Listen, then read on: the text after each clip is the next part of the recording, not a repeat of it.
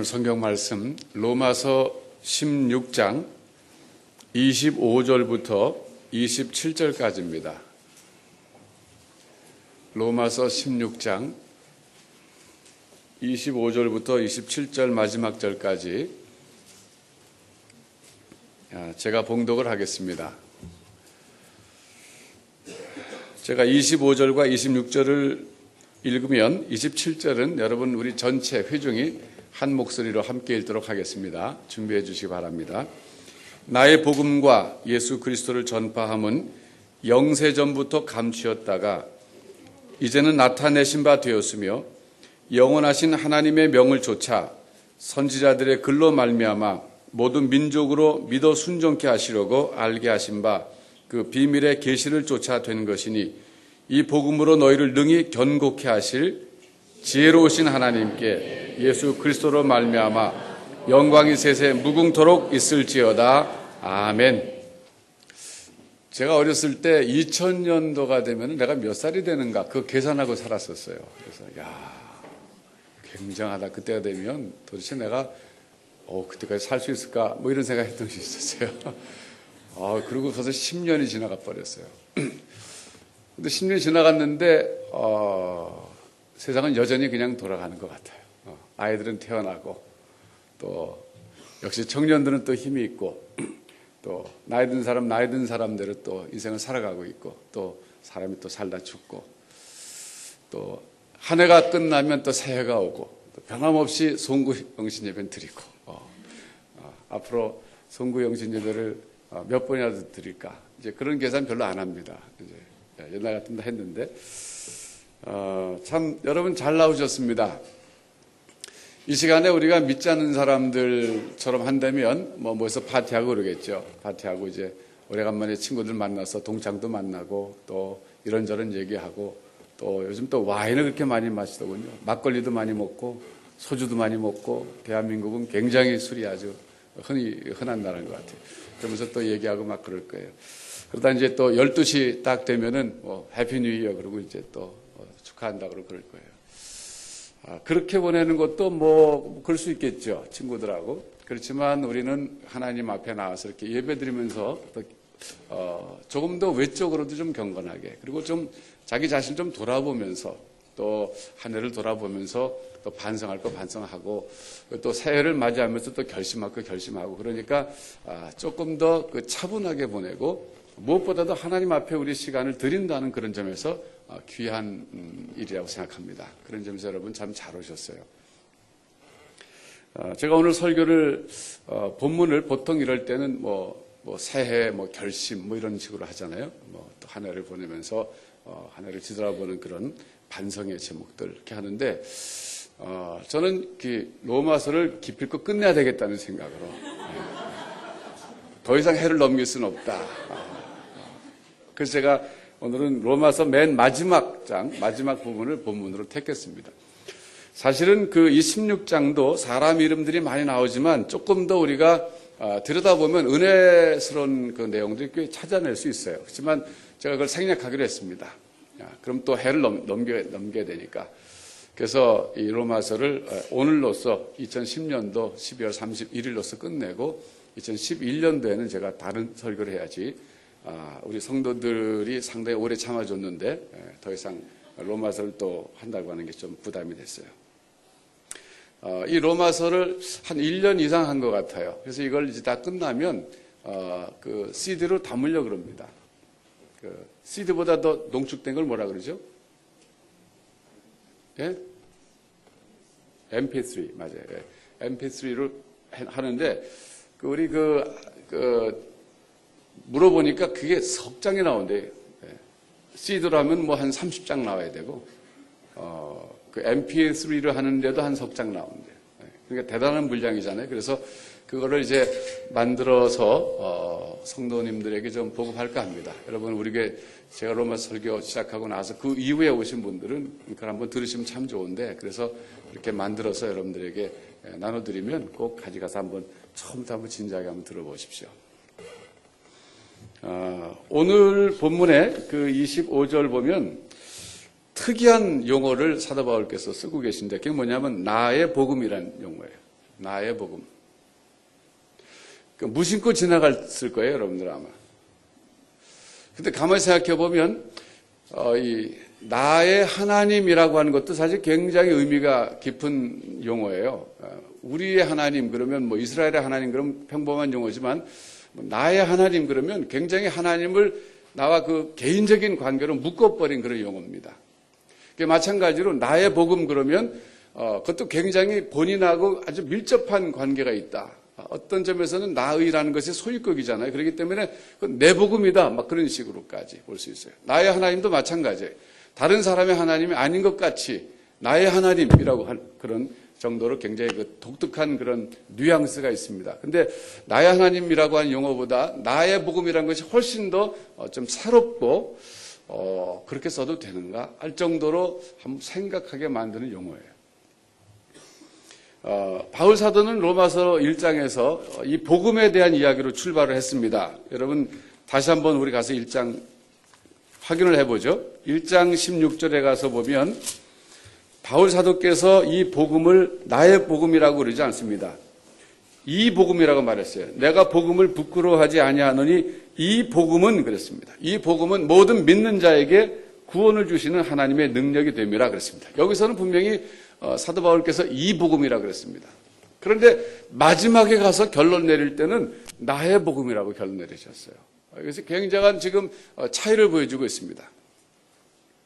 마치 복음이 본인 것이냐, 자기 자신의 어떤 전유물인 것 같이 이런 식으로 표현하고 있는데 이것은 교만한 얘기가 아닙니다. 또 욕심에서부터 비롯된 얘기가 아니에요. 나의 복음이라고 하는 것은 그만큼 그 복음에 대한 개인적인 확신이 있다는 거예요. 자기 것이라는 것이 아니라 자기가 그만큼 복음에 대해서는 누구보다도 확신이 있다. 그런 표현을 나의 복음이라고 얘기한 거예요. 그러니까 이 복음이 바로 내 것이 됐다. 내가 완전히 그것을 나의 복음으로 내가 받아들였다. 그런 뜻이에요. 내가 소유했다라기보다는. 그만큼 강한 확신을 표현하고 있는 표현이라고 우리가 볼 수가 있어요. 그래서 제가 이 제목을 나의 복음은 그리고 이 퀘스천 마크를 붙였어요. 결국 질문의 요지는 뭐냐면요. 이 로마서에 나타난 이 복음이 정말 우리도 사도 바울처럼 나의 복음이라고 할 수 있느냐 없느냐 그런 질문이에요. 또 다른 말로 바꿔서 말한다면 나에게 있어서 솔직히 내가 복음이라고 생각하는 것이 무엇인가 이걸 한번 생각해 보자는 겁니다. 여러분 제가 구체적으로 한번 질문을 해볼게요. 여러분 1년 동안 지나오면서 정말 기쁜 소식이다. 이건 너무 그 소식 듣고 너무 기뻤다. 그런 세 가지만 한번 정리해 보세요. 여기 오늘 주보를 나눠줬는데 펜 있는 사람은 펜을 꺼내가지고 여백에다가 한번 여러분 적어보세요. 나는 이번에 2010년도 살아오면서 내가 정말 그 소식 들었을 때 너무 기뻤다. 세 가지. 금메달감, 은메달감, 동메달감. 이렇게 한번 적어보세요. 남에게 보여주실 필요 없어요. 본인이 그냥 갖는 거예요. 사실 그게 하나님께 감사할 제목입니다, 오늘. 어떤 분은 뭐 5가지도 있을 거예요. 근데 어떤 분은 한 가지밖에 생각 안 나는데요, 그럴 수 있어요. 또 거기에 비해서 슬픈 소식도 들었을 거예요. 굉장히 고통스러운 소식 들었을 거예요. 그런 소식도 적으라 그러면 아마 더 많이 적을 수도 있을 거예요. 펜이 없는 사람은 머릿속에다 한번 적어보세요. 여러분 복음이라고 하는 것은 복된 소식입니다. 복된 소식. 1년 동안 지나오면서 그 소식 들려왔을 때 너무 기뻤다.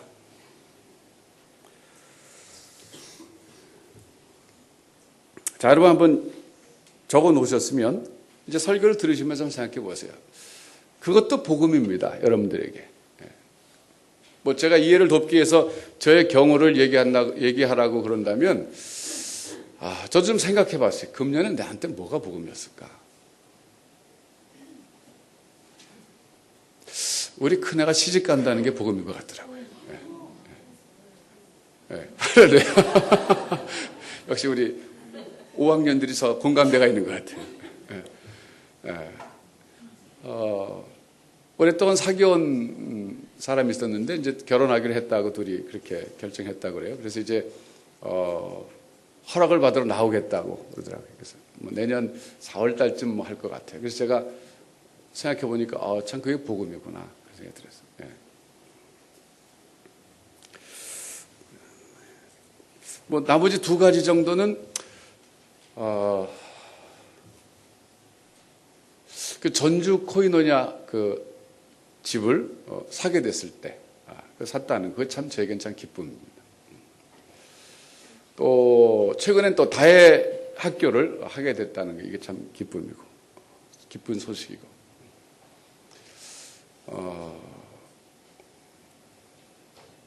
어저께 들은 소식은 우리 두 딸들이 내일 오후 4시 반에 인천공항에 도착한다는 겁니다. 슬픈 소식도 많아요.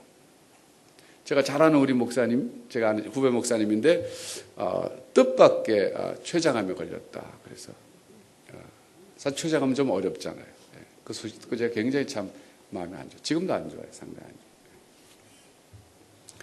또 갑작스런 뭐 어떤 사람들의 또 죽음 이런 것 참 많았어요. 그래서 금년 1년 뒤돌아보면 나에게 참 기쁜 소식도 있었고 참 슬픈 소식, 어려운 소식 이런 소식도 있었다는 그런 생각을 하게 됩니다. 그런 것들은 전부 영어로 말하면 a gospel들이에요.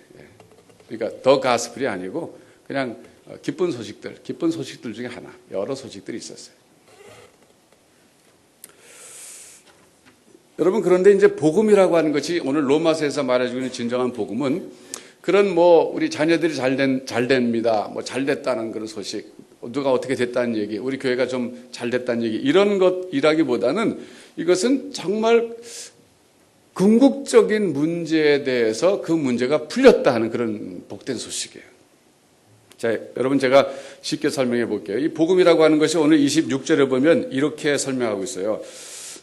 영세 전부터 감추었던 거예요. 25절에 보면 이 복음은 영세 전부터 감추었던 거예요. 그런데 이제 나타내신 바 된 겁니다. 그리고 선지자들의 글로 말미암아 우리에게 계시된 것들이라는 거예요. 이것이 결국 복음이라는 건데 이 복음이라고 하는 것이 쉽게 한마디로 말하면 무슨 이야기냐 하면은 우리가 하나님께로 갈 수 있는 우리에게 하나님께로 갈 수 있는 길이 열렸다 그런 얘기예요. 예수님께서 요한복음 14장 6절에서 말씀하셨잖아요. 내가 곧 길이요 진리요 생명이니 나로 말미암지 않고는 아버지께로 올 자가 없느니라 그랬어요. 그래서 하나님께로 갈 수 없었던 인간에게 하나님께로 갈 수 있는 길이 열렸다 하는 것이 그것이 복음이에요. 여러분 솔직히 복음이에요, 여러분? 아유, 무섭죠? 하나님께로 간다 그러니까. 그래서 사실은 이 성경에서 말하는 복음이 정말 모든 사람에게 복음으로 처음부터 들리지 않습니다. 심지어 여기 지금 교회를 오래 다니셨지만 그것이 별로 나에게 복음 같지 않습니다. 이렇게 말씀하신 분들 계실 거예요. 그렇습니다. 사실 성경에서 말하는 복음을 이해하기가 쉽지가 않아요. 여러분. 성경에서 말하는 복음을 깨닫는다는 것이 쉽지 않습니다. 그런데 하나님께로 가는 길이 열렸다. 이것이 정말 복음으로 들리는 사람들은 특정 소수인들입니다. 예를 들어 볼까요? 어떤 사람들이냐면요. 산속에 들어가서 고행하는 사람들이 있어요. 뭐 종교를 불문해서 뭐 그것이 유교일 수도 있고 불교일 수도 있고 뭐 도교일 수도 있고 또 뭐 기독교일 수도 있고 그래요. 근데 이 사람들이 소위 속세를 떠나서 산속에 들어가서 수행을 하는 사람들이 있어요. 지금도 많아요. 지리산이라든지 뭐 계룡산, 뭐 설악산 도처에 없는 데가 없어요. 그런 사람 많이 계신데 그분들이 뭐를 수행하면서 뭘 추구하냐면은 신에게 가는 길을 찾는 거예요. 신에게 가는 길을 찾는 거예요. 방법은 약간씩 차이를 보여주고 있어요. 그렇지만 공통점은 뭐냐면 인간이라고 하는 자기 존재가 불완전하다는 걸 아는 사람들이에요. 좀 더 완전한 존재가 되고 싶은데 그게 신적인 존재가 되는 거예요. 신이 되고 싶다거나 신에게로 가는 길을 찾아서 신에게 가고 싶다거나 뭐 그런 것을 추구하는 사람들이 있어요. 그런데 그런 분들이 말이죠. 사실 굉장히 소수들입니다. 제가 전에 극동방송국에 갔었습니다. 거기 어떤 PD를 만나서 인터뷰를 하는데 그분이 그러시더군요. 자기는 한 10여 년 전까지만 해도 아주 신실한 불교도였다 그러시더라고요. 근데 어떻게 이렇게 PD가 됐습니까? 그 짧은 시간에 그랬더니 자기는 굉장히 불교에 심취해가지고서 그렇게 막 불교에서 말하는 그 도를 많이 닦았대요. 그런데 어느 외국에서 잠깐 살 일이 있었는데 거기서 어느 집회에 갔다가 그것도 가고 싶어서 간 게 아니라 자기 여자친구가 거기서 같이 집회를 참석하지 않으면 결혼을 안 해주겠다 그래갖고 할 수 없이 자기가 갔다는 거예요. 장가갈 마음으로. 갔다가 자기가 거기서 성령을 체험했대요. 그래서 자기는 하루아침에 뒤바뀌었대요. 그래서 그분이 그러시더라고요. 자기는 그 성령을 체험했기 때문에 자기가 기독교를 개종을 했지, 자기가 볼 때 기독교인들의 그 도 닦는 수준은 사실 지금 이게 낮다 이거예요. 지금 뭐 깊지 못하다 이거죠. 그러니까 뭐냐면 그분이 이제 불교도였으니까 자기가 불교했을 때는 자력으로 어떻게 이 해탈해 보려고 자기 이 불완전한 인간 존재를 벗어나 보려고 그 자력이라고 하는 것이 굉장히 중요하다 이게. 스스로 힘으로 벗어나 보려고 부단히 애를 써봤다는 거예요. 근데 그게 잘 안 됐다는 거예요. 안 됐는데 그 자기가 결혼할 생각으로 여자친구가 가자고 할 수 없이 집회에 갔다가 그때 자기는 복음을 깨달은 게 아니라 성령을 체험했대요, 자기가. 그러니까 신비한 그런 체험을 했기 때문에 그것이 출발이 돼가지고 자기가 나중에 점점 복음을 깨닫고 예수 믿는 사람이 됐다 그러더라고요. 여러분, 사실은요, 어떤 사람에게 예수님께서 내가 곧 길이요 진리요 생명이니 나로 말미암지 않고는 아버지께로 올 자가 없느니라 이 소리가 정말 복음으로 들리냐면요, 자력으로 신에게로 가려고 부단히 고행을 하면서 수행을 해봤던 사람에게는 이것이 복음입니다. 근데 그런 경험이 없는 사람에게 이게 복음이 아니에요. 차라리 뭐 코스피가 한 3,000 됐다 이게 복음이지요. 그렇잖아요. 지금 한 2,000 조금 넘어갔죠. 그래서 여러분 상당히 그 기분 좋게 지금 이 해를 맞이하는 분들이 우리나라에 굉장히 많을 거예요. 그런 게 복음이란 말이에요, 사람들이.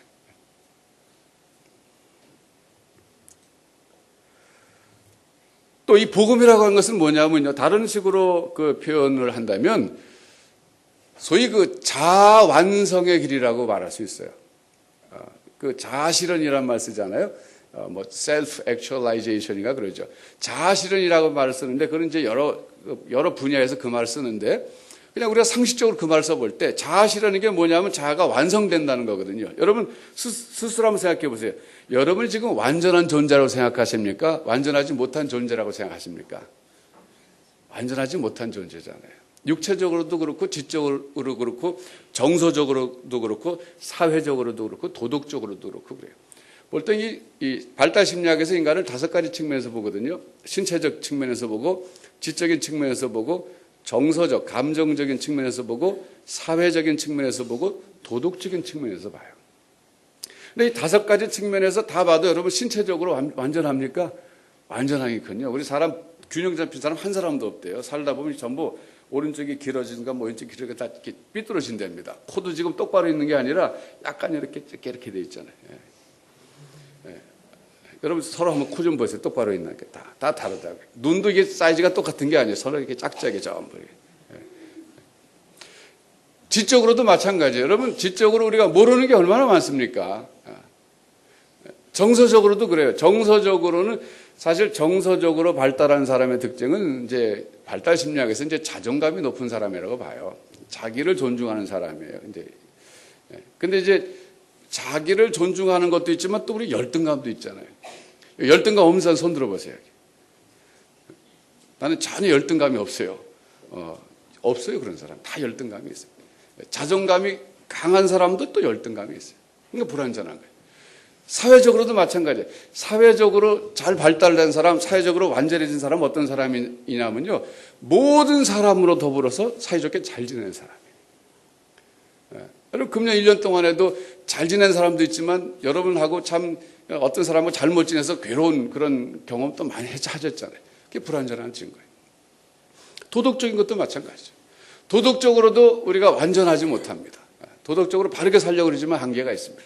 그게 결국 뭐냐면요, 복음이라는 것은 어떤 것이냐면 자기가 불완전하기 때문에 참 괴로워하는 사람들이 있어요.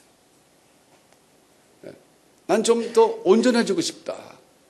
성경에서 이렇게 말하고 있어요. 하늘에 계신 아버지께서 온전하신 것 같이 너희도 온전하라. 그래서 말씀하셨어요. 그때 온전하다고 하는 것은 뭐냐면요. 그 문맥에서는 착한 사람과 자기에게 잘해주는 사람만 사랑하지 말고 자기에게 잘 못해주고 자기에게 해를 끼치는 사람도 사랑하라 그런 뜻이에요. 하나님은 선한 사람뿐만 아니라 악한 사람도 사랑하신다. 그런 점에서 볼 때 하나님은 온전하신 분이시다. 그렇게 말씀하셨거든요. 근데 여러분 한번 1년 동안 지나오면서 뒤돌아보시면 생각나실 거예요. 여러분에게 잘해주는 사람 잘해주는 건 너무 쉬워요. 나를 좋아하는 사람 좋아하는 건 너무 간단한 문제예요. 문제는 나를 싫어하는 사람을 내가 좋아하는 게 문제예요. 근데 참 나를 싫어하는 사람을 원수를 사랑하라 그것이 말이죠. 원수를 사랑하라 그러면 원수를 좋아하라. 저는 좋아하라고 말씀하신 건 아니라고 생각해요. 그건 인간으로서 불가능해요. 나를 싫어하고 나를 미워한 사람을 좋아한다고 하는 것은 제정신으로 안 돼요. 뭐 술을 한잔 하든가, 뭐 마약을 하든가, 뭐 어떻게 좀 약간 정신이 이상되든가, 그래야지 나를 막 싫어하고 미워하는 사람 내가 좋아할 수 있죠. 그러나 성경에서 말하는 사랑과 좋아하는 것은 이럴 때 약간 의도적으로 구분해 볼 필요가 있어요. 원수를 사랑하라 그러시는 건 뭐냐면 원수가 줄이거든 먹이고 목마르거든 마시워라. 원수가 헐벗었으면 옷을 입혀줘라. 이게 사랑이라는 거예요. 이건 좋아하는 것과 관계가 없는 거예요. 조금 다른 거예요. 좋아하는 것은 정말 아주 끌리는 거예요. 그건. 근데 원수가 끌린다고 하는 건 있을 수 없잖아요. 그러니까 성경은 사랑이라 그럴 때는 고린도전서 13장에서 4절, 13장 4절부터 7절에서 말했지만은 오래 참고를 시작해서 오래 모든 것을 견디느라를 끝나요. 그러니까 원수 사랑이라고 하는 것은 사실을 참아주는 거예요. 적극적으로 좋아하는 것까지는 그건 하나님 우리에게 그렇게까지 요구하시지 않았다고 저는 생각해요. 사랑이라고 하는 것은 참아주는 거, 참아주는 거. 오래 견뎌주는 거. 또 시간 됐어요? 지났어요? 아, 예. 자, 해피 뉴 이어 하시죠.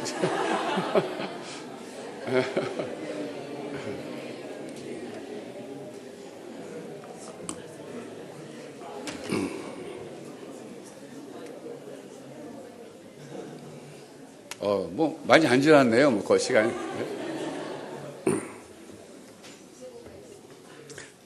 제가 저 시계를 봤거든요. 저 시계 약간 좀 느리더라고요. 그래서 제가 저걸 보면서 있었는데. 자, 정리해 드리면 말이죠. 복음이라는 건 뭐냐면 내가 온전한 사람이 될 수 있는 길이 열렸다 이거예요.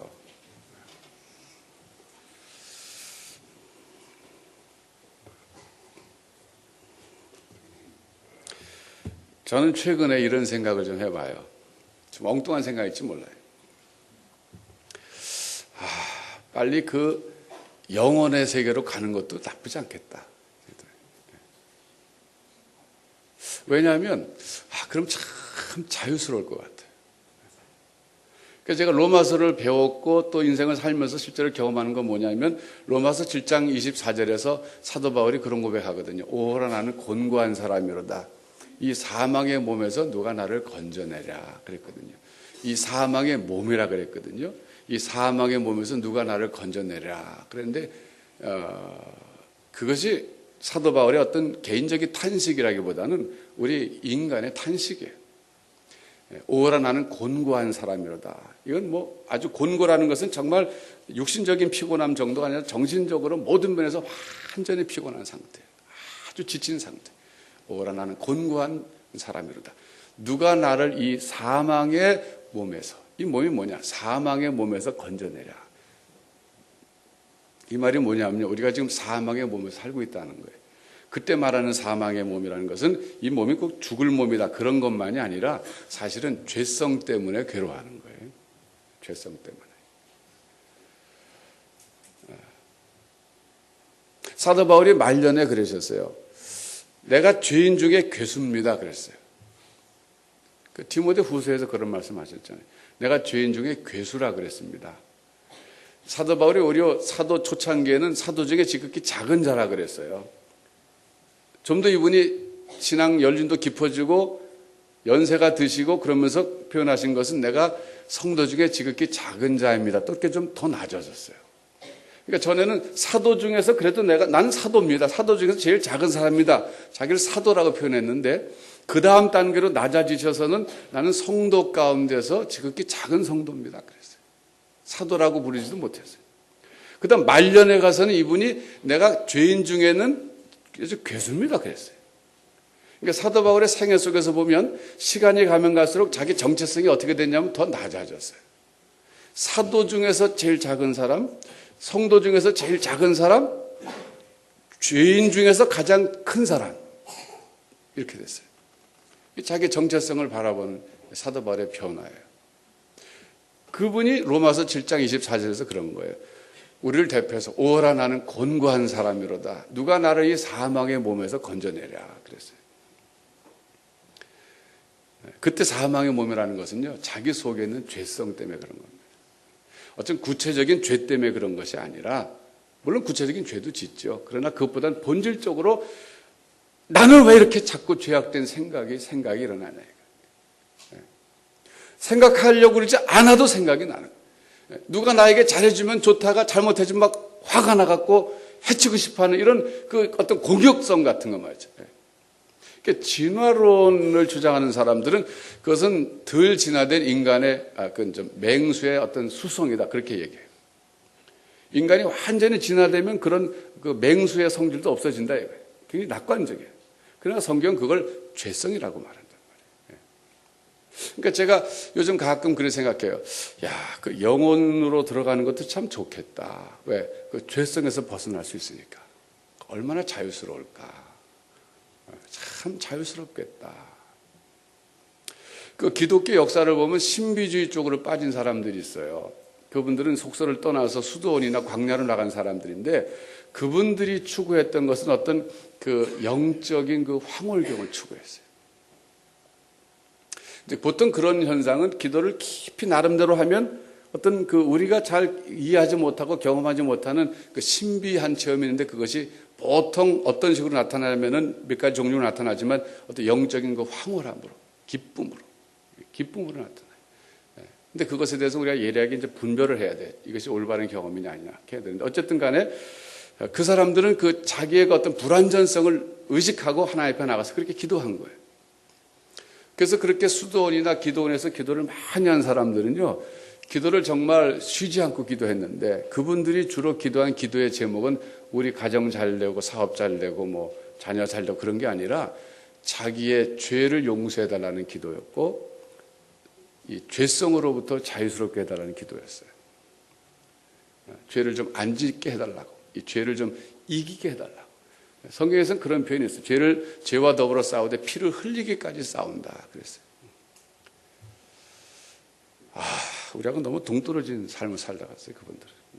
우린 지난 1년 동안도 막 숨가쁘게 직장에서, 가정에서 먹고 살기 위해서 생업 때문에 살아왔지, 무슨 죄성 생각지도 않았고 별로 그랬는데. 그렇게 살다간 사람들이 있어요.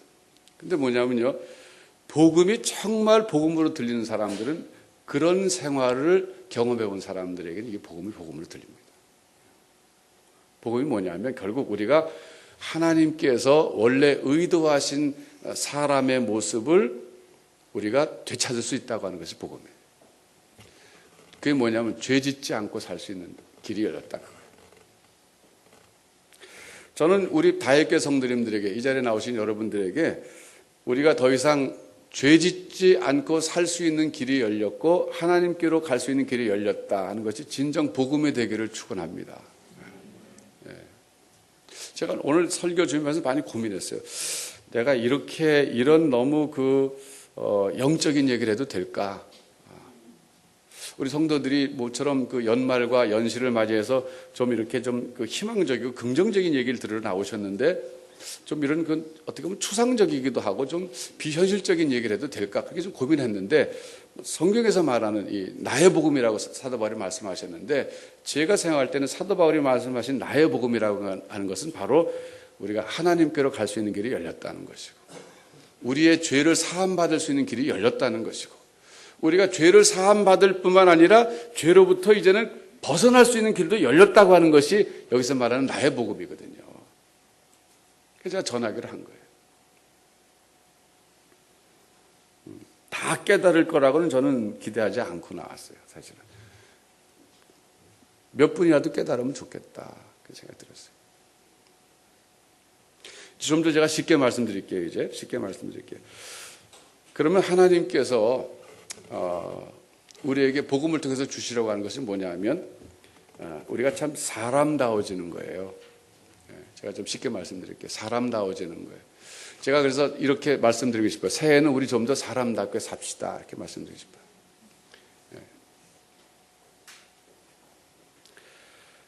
아담이 범죄했습니다. 타락했습니다. 그때 결과가 관계의 깨어짐이에요. 세 가지 관계가 깨어졌습니다. 하나님과의 관계가 깨어졌습니다. 옆에 있는 인간 동료와의 관계가 깨어졌습니다. 그리고 피조물과의 관계가 깨어졌습니다. 이 관계에 깨어지면 복음이 뭐냐면 그 깨어진 관계가 회복될 수 있는 길이 열렸다는 것이 이 복음입니다.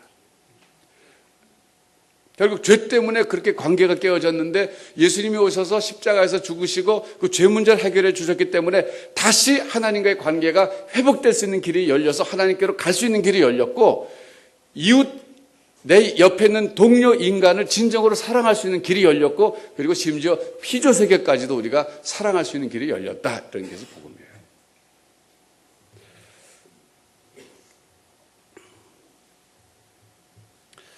여러분, 제가 요전에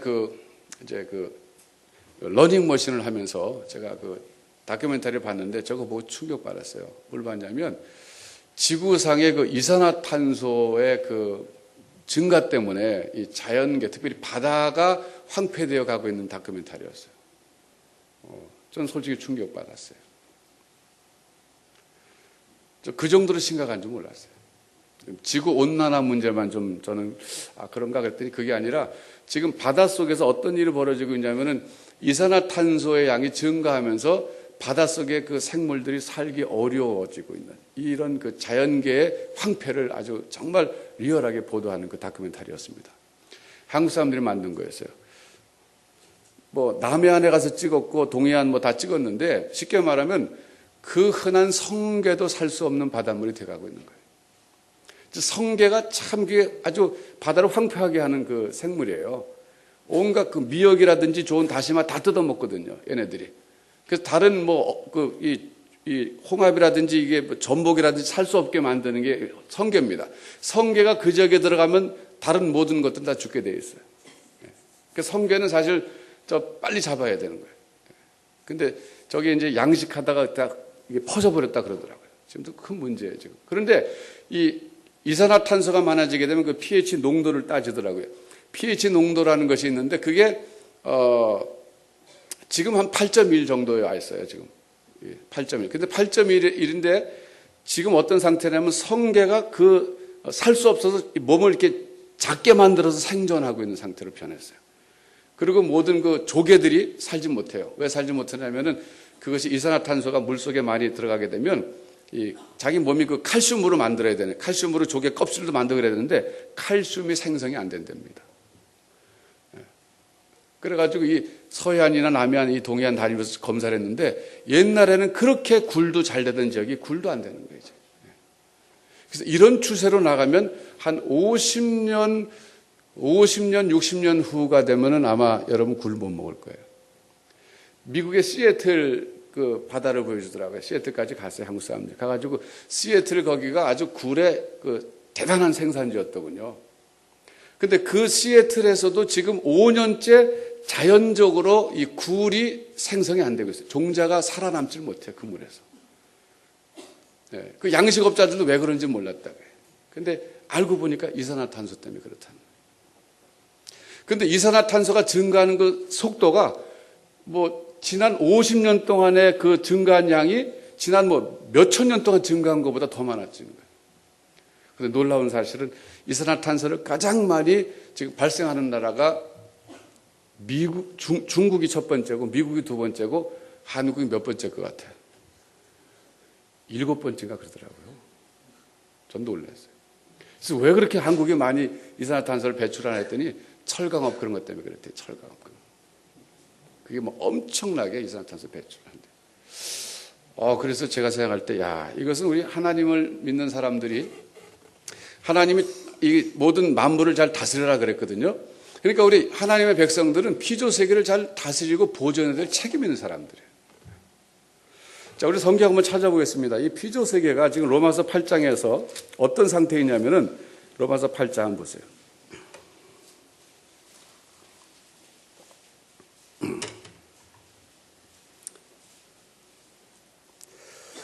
19절, 로마서 8장 19절 보시면 말이죠. 피조물에 고대하는 바는 그랬어요. 피조물이 지금 학수고대하는 게 있어요. 피조물이 기다리다 목이 빠진다는 게 지금 어떻게 보면 학수고대하는 것은 하나님의 아들들에 나타나는 것이니 그랬어요. 지금 말 못하는 지금 생물들, 자연 만물이 지금 기다리고 있는 것이 뭐냐면 하나님의 아들들의 출현을 기다린다는 거예요. 그런데 피조물이 허무한데 굴복하는 것은 허무가 뭡니까? 썩는 거예요. 죽는 거예요. 지금도 뭐 이 구제역 때문에 얼마나 많은 이 돼지와 소들이 죽습니까? 피조물이 허무한데 굴복하는 것은 자기 뜻이 아니요 오직 굴복해 하신 이로 말미암음이라. 그 바라는 것은 피조물도 썩어짐의 종노릇한 데서 해방되어 하나님의 자녀들의 영광의 자유에 이르는 것이니라. 피조물이 다 이제까지 함께 탄식하며 함께 고통하는 것을 우리가 아나니 그랬어요. 이뿐 아니라 또한 우리 곧 성령의 처음 익은 열매를 받은 우리까지도 속으로 탄식하여 양자될 것 곧 우리 몸의 구속을 기다리리라. 여러분 보세요. 이게 이제 의인법이라 그러잖아요. 피조물을 인간화해가지고 피조물이 우리와 함께 탄식하고 뭐 고통하고 이렇게 표현했는데 이 피조물이 결국 이렇게 썩어지고 황폐로 말미암아 지금 잘못돼 가고 있는데 이 피조물이 기다리는 것은 하나님의 아들들의 출현이라는 거예요. 이때 하나님의 아들들의 출현이 뭐냐면 우리가 예수 믿고 지금 구원받았는데 우리가 완전한 구원에 이르는 영화가 되는 그 상태를 기다린다는 게 쉽게 말해요. 여기서 말하는 하나님의 아들들은요, 구원받은 하나님의 백성을 가리켜요.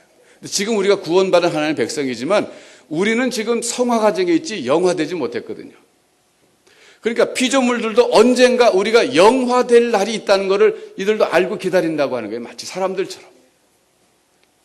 우리가 언제 영화됩니까? 예수님이 재림하실 때, 다시 세상에 오실 때 우리가 지금은 불완전한 육신을 갖고 우리 사망의 몸에서 아직 고통하면서 죄성 때문에 괴로워하며 살지만은 그러나 그날이 오게 되면 우리가 주님이 변화하신 것처럼 완전히 육신까지도 변화돼서 주님과 함께 온전한 구원의 완성에 도달해서 그때 영광스럽게 변화가 될 텐데 그때는 새 하늘과 새 땅이 나타난다 그랬어요.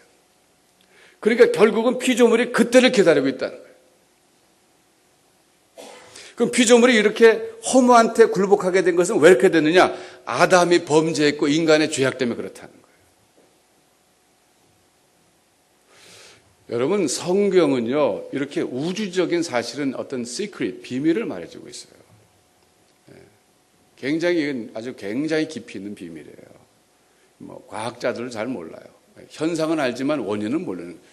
왜 지구가 이렇게 됐는가, 왜 존재하게 됐는가도 잘 모르잖아요, 사실은. 그러니까 성경 그 비밀을 말해주고 있는 거예요. 아담이 타락한 이것이 자기 개인만 잘못된 것이 아니라 하나님과의 관계도 끊어졌고 인간과의 관계도 끊어졌고 피조물과의 관계도 단절된 거예요, 사실. 잘 다스려야 될 피조물을 인간이 황폐시키고 있잖아요, 지금. 이산화탄소를 끊임없이 배출해가지고.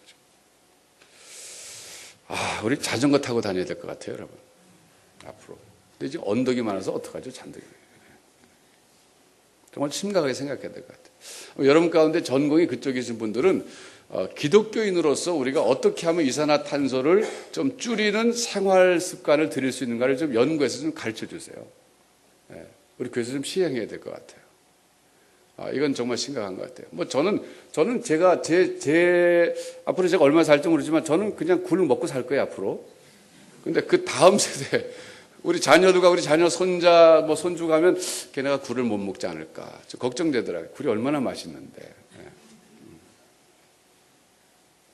그래요. 결국은요, 우리가 구원받는다는 것은 그거예요. 이제 우리가 우리 하나님과의 관계만 회복되는 것이 아니라 옆에 있는 인간과의 관계만 회복되는 것이 아니라 피조물과의 관계도 회복된다는 거예요.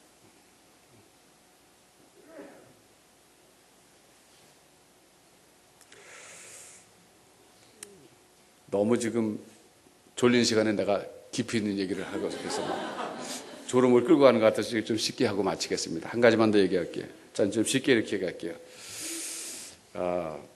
복음이라는 것은 우리를 온전한 사람이 되게 해준다는 게 복음이에요. 하나님께서 우리 온전한 사람이 되게 해줄 수 있는 길을 열어주셨다는 거예요. 그래서 이런 말을 씁니다. 왜곡된 하나님의 형상이 회복된 하나님의 형상으로 변화하는 것이 구원이다. 이렇게 말해요. 영어로는 deformed라는 말 써요. deform. form이 일그러졌다잖아요. 하나님의 형상대로 우리가 지음받았잖아요. 인간이. 하나님의 형상대로 지음받았는데 타락했을 때 그 하나님의 형상이 deformed 이미지가 됐다. 왜곡된 이미지로 변했어요. 아주 일그러져 버렸어요. 그런데 구원이라는 것은 뭐냐면 그게 reformed 된다는 거예요. 이렇게. 회복된다. reform이라는 건 이제 개혁이라는 말로 우리가 번역하는데 이때는 회복이라는 말로 번역해도 돼요. 그러니까 하나님의 형상이 타락했을 때 왜곡됐어요. 일그러져 버렸어요. 그런데 구원은 뭐냐면 그 일그러진 하나님의 형상이 이제 예수님께서 십자가에서 우리 죄를 다 해결해 주시고 우리를 용서해 주셨을 때 우리의 하나님 형상이 다시 리폼드 된다는 거예요. 회복된다는 거예요. 이것이 복음이에요. 쉽게 말하면 우리가 온전한 사람이 될 수 있다. 그거예요. 온전한 사람이 될 수 있다. 여러분, 온전한 사람은 어떤 사람이냐면요. 궁극적으로는 죄 짓지 않는 사람입니다. 여러분, 새해에는요. 죄 짓지 않는 것을 한번 목표로 삼아 보세요. 이건 물론 불가능해요. 그러나 노력하면서 죄 짓는 거하고 노력하지 않고 죄 짓는 거는 양에 있어서도 엄청나게 차이를 보여줄 거예요. 새해는 한번 내가 구원받은 하나님의 백성이다. 내가 예수 믿기 전에는 내 하나님의 형상이 내 속에 있는 하나님의 형상이 일그러져 왜곡되어 있었는데 지금 성령께서 나를 거듭나게 해주셔서 내가 리폼드 회복됐는데 그 회복된 사람답게 내가 좀 죄성을 따라 살지 말고 육체의 소욕을 따라 살지 말고 이제 내가 성령의 소욕을 따라 살아보겠다. 이렇게 결심해 보세요. 여러분, 죄 안 짓고 사는 것보다 행복한 거 없습니다. 여러분 새해에도 행복하게 살기 원하시잖아요. 정말 행복한 것은요. 죄 짓지 않을 때가 가장 행복한 거예요. 하나님 앞에서 내가 죄 짓지 않고 살 때, 내 양심이 나를 향해서 스스로 책망할 것이 없을 때, 그때 하나님 앞에서 담대함을 얻고 그때처럼 행복할 때가 없어요. 여러분, 죄 짓는 것을 한번 앉아보겠다, 새해는. 내가 육체의 소욕을 따르는 걸 좀 금하고 나를 쳐서 복종시키고 성령의 소욕을 따라서 내가 좀 더 힘써 살아보겠다 결심하시기 바랍니다. 정말 행복한 길이에요. 그 다음에는요, 좀 더 사람답게 사는 것인데 그건 좀 더 적극적으로, 소극적으로는 죄 안 짓고 사는 거고 적극적으로는요, 다른 사람들을 좀 세워주는 삶을 한번 살아보세요. 제가 최근에 좋은 책을 읽었어요. 진정한 부자가 어떤 사람이냐. 그 책에서 저자가 이런 말을 하더군요. 진정한 부자는 돈이 많은 사람이 아니래요.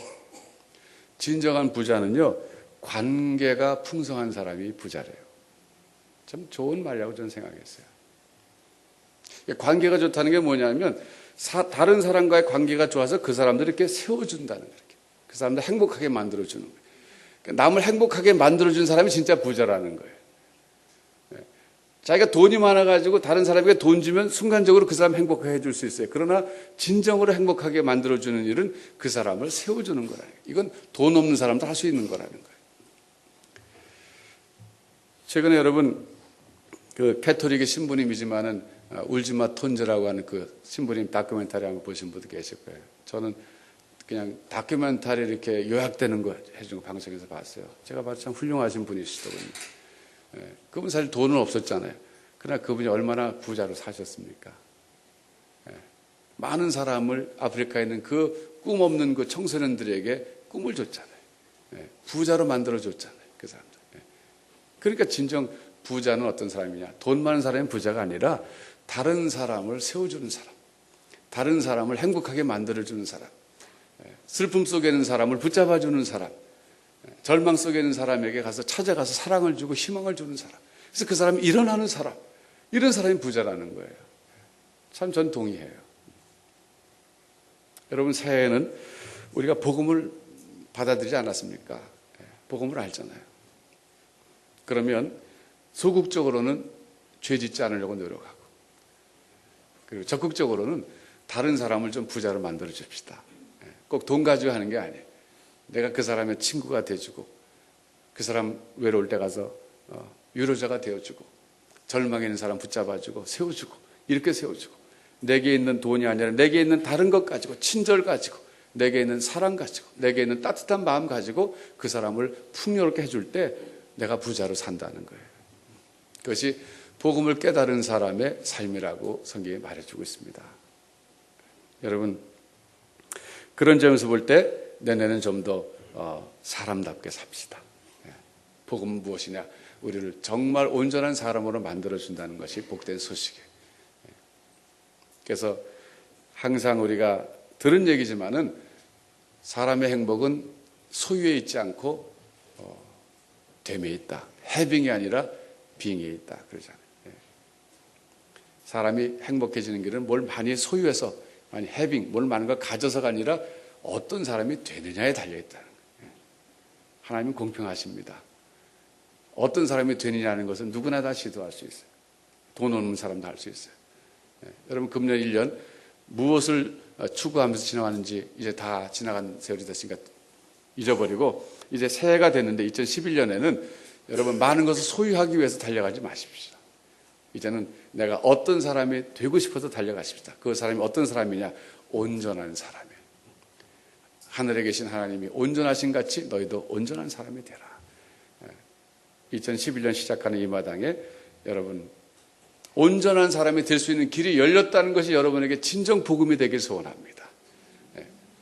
정말 하나님께서 우리에게 이제 길을 열어주셨어요. 죄 짓지 않고 살 수 있는 길도 열어놨어요. 온전한 사람이 될 수 있는 길도 열어놨어요. 진리를 알지니 진리가 너희를 자유케 하리라 그러셨어요. 이 자유스러운 삶을 하나님 우리에게 주신다고 하는 것이 우리에게 복음입니다. 그 자유스러운 삶을 여러분 누리시기 바랍니다. 그 자유스러운 삶은 죄를 끊어버리는 삶이고, 그리고 다른 사람들을 풍성하게 해주는 삶. 그럴 때 2011년도가 여러분에게 큰 축복이 될 줄로 믿습니다. 기도하겠습니다.